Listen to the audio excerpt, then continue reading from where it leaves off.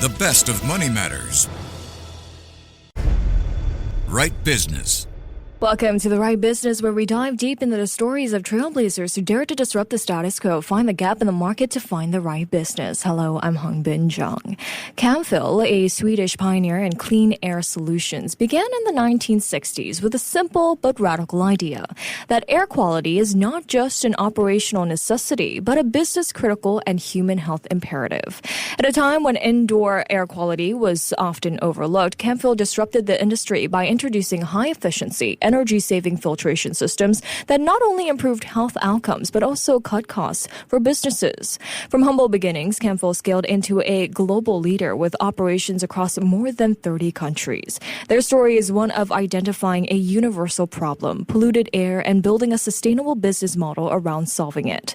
65 years on, how has Camfil's role and mission evolved? How does the company continue to innovate at the intersection of air filtration, sustainability, and public health? How do they continue to be the right business? Well, joining us today to share more is Tobias Zimmer, who is the Senior Vice President of Public Affairs of Sustainability and Corporate Communication at Camfil. Hi, Tobias. Welcome to the show. Yeah, thank you for having me. Thank you so much for joining us. Well, Tobias, Camfil identified a critical but overlooked issue, indoor air quality, right? Decades before it became a global concern. I mean, it started in the 1960s at a time when clean air wasn't yet a mainstream priority. So how did the company spot this gap, and why did it see an opportunity there? Yeah, actually, our founder, Gösta Larsson, was an engineer. And in the 60s, Sweden started to use nuclear power. Mm-hmm. And as an engineer, he understood that this would require actually better filtration to protect the people in case anything happened. Mm-hmm. And he realized there was actually no solution available. So what he did, he partnered with an American filter company and founded, the American company was Cambridge Filters. Mm-hmm. And they started a joint venture, Camfil, that's where the name comes from, and started with the first filtration to protect against potential nuclear risks. And since that time, the focus of Camfil was always in the really air quality and protecting people, not that much the process, which is easier. Right. Okay. I mean, 65 years on from Camfil's founding then, how has the company's role and mission evolved, especially in terms of sustainability, public health, and global impact? Yeah, it's evolved in a way that we kept our mission. Mm-hmm. So the mission is still the same. We believe clean air is a human right. And we look at what is needed and possible to do technology-wise. Of course, to do that, you don't only have to develop products, but you also have to take part in the public discussions.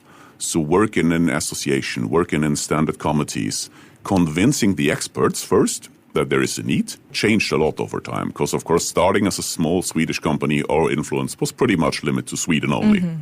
But now, with an increased footprint, we are active internationally in several standard committees and associations, speaking at conferences, even working together with universities to really spot the issues and say, okay, how does indoor air quality actually affect us and what can be done to fix the problem? Right. I mean, air filtration, it sits at the intersection of health, sustainability, and energy efficiency. So how does Camfil communicate the importance of this to its clients as well as the public?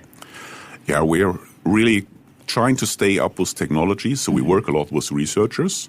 We look at what, for instance, the WHO is publishing. So whatever we communicate, we base it on facts. That's the first important part. Because if you want to have a sustainable business in this critical area, you cannot just make a claim. You really need to prove that there is an issue. And if there's no issue, you shouldn't solve it. But if there is, it may take a while to get the attention. But if you have the attention, you build a really trustworthy and sustainable business. Right. Well, in your role overseeing sustainability as well, Tobias, how do you ensure that Camfil's products both reduce environmental impact and promote healthier indoor environments? Oh, that's basically a couple of measures we take. And as I said, they are all very much tech and fact-based. First of all, we make sure that all our filter products are tested according to the latest international standards, so that there's really proof of their efficiency. And when it comes to energy efficiency, the important thing to know, air filtration requires a lot of energy to run it. So what we do since years, we are working energy certification scheme. So there's this Eurovent energy rating, which Camfil actually helped to develop, and we're still active there. I'm still the co-chair of that organization, where air filters are really measured according against their energy consumption in comparison to their efficiency. So there's a real rating, like you have it for fridges or for any household goods, which makes it easy to select filters which are good and perform. Well, speaking of international standards as well, environmental product declarations, they are becoming a key tool for transparency. So how is Camfil leveraging EPDs to demonstrate accountability and build trust with stakeholders? Yeah, you're touching on an important point because, of course, the total CO2 footprint over the life of the product is getting more and more important.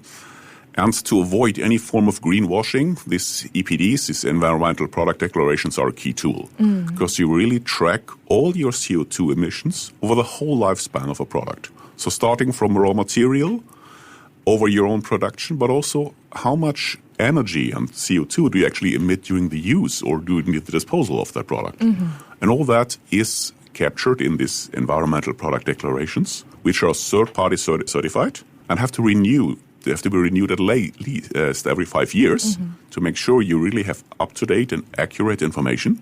And that is a big tool that helps in really talking about sustainable impact of air filtration. So how do you see public awareness of indoor air quality evolving, and what role does Camfil play in educating businesses as well as communities? Yeah, the awareness of indoor air quality has increased a lot. Okay. One of the big drivers was obviously the COVID-19, because then everyone realized it has an impact. Yeah? It has a direct impact on people. But the impact is even much bigger than that.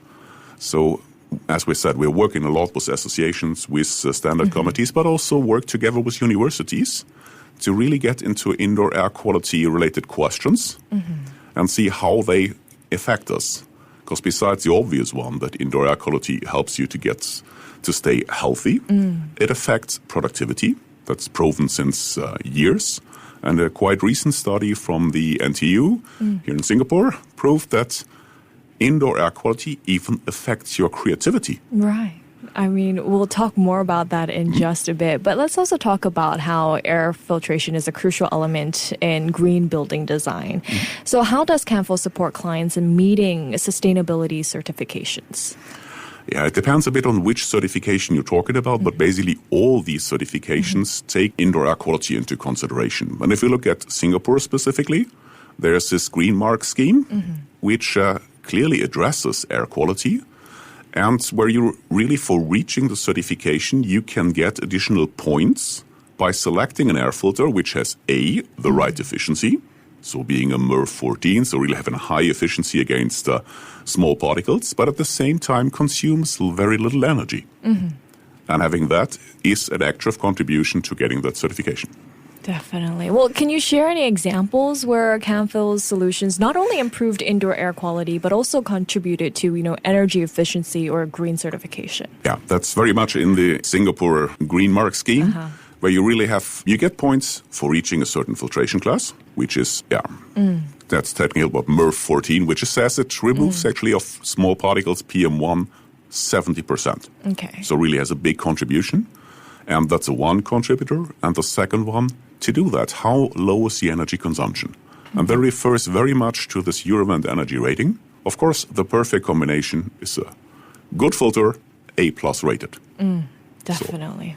Well, with cities and businesses aiming for net zero or, more sustainable operations, how does Camfil see its role evolving in shaping healthier, greener buildings? Yeah, a big part is really create the awareness how an air filter contributes. And it's surprising to see that the energy consumption of a filter can be significant on the one side, but its impact on the indoor air quality, which is also a part of the sustainability, because it makes sure you have really healthy buildings. And to really inform about that, it's a big part. And as I said, many of the tools we're using, environmental product declarations, standards, associations, conferences, contribute a lot to that. Right. Well, then in your view, what do you think other companies can learn from Camfil's approach to combining sustainability, public health, and business growth? I think the most important thing is, and that's you can really use for any business, first of all, you need to have a mission that you stick to and that is relevant. And then, built on this, like we said, clean air is a human right and we want to protect humans. If you have that kind of vision, then this is the basis for a very sustainable business. The second thing you would really need is you need to be able to think long term. And that's a big advantage we have. We are a Swedish family-owned company, so we don't count in quarters. Right. If it works over years or decades, that's fine. Definitely. I mean, you're 65 years on and you're still sticking to that mission that you guys had since the very beginning. Well, speaking of better indoor quality, you mentioned this a little bit earlier in our conversation. A recent experimental study conducted by NTU has unveiled that better indoor quality can actually influence our creative abilities. So how do you see Camfil contributing to this broader conversation on indoor environments? And how is the company helping clients create spaces that boost both well-being and performance? Yeah, in this very interesting study that was done, we actually contributed to it. Okay. So we exchanged a lot with the university what filtration levels should be compared to really see an impact. And we were all surprised how big the impact actually was. Because it was known that, of course, the health effect was clear. The pure productivity impact was also clear. But that even creativity, just by having more or less VOC, so smelling gases, was really a big change in the air, in the performance of the people. And to do that, if you know this fact, you can simply by changing air filtration solutions, you can increase productivity and creativity in a business building easily by 10%. Wow, 10%. Just by changing air filtration solutions. And depending on if you know the outdoor air quality and know how many people are in the building, that's something that can be easily designed. So you really have quite good payback. Plus the people feel better. Right. Never would have imagined better air quality can actually improve our creative thoughts, right? Well, looking ahead, Tobias, what innovations or trends in air filtration and sustainability excite you the most? And how will Camfil be at the forefront of this? Yeah, there's basically two trends. The one mega trend that will continue, better filtration with less energy consumption, which is obvious for having a more sustainable footprint. But of course, circularity is a topic that comes more and more. So the idea and the trend is to go more to reusable, regenerable solutions.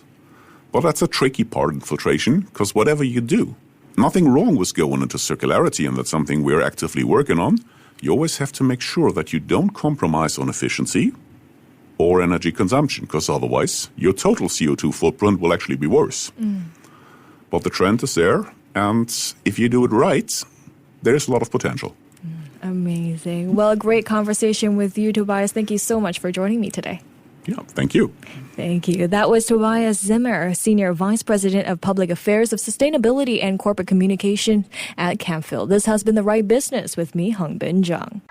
To listen to more great interviews, download our podcasts at audio.sg or download the audio app. That's AWEDIO, audio at the App Store and Google Play.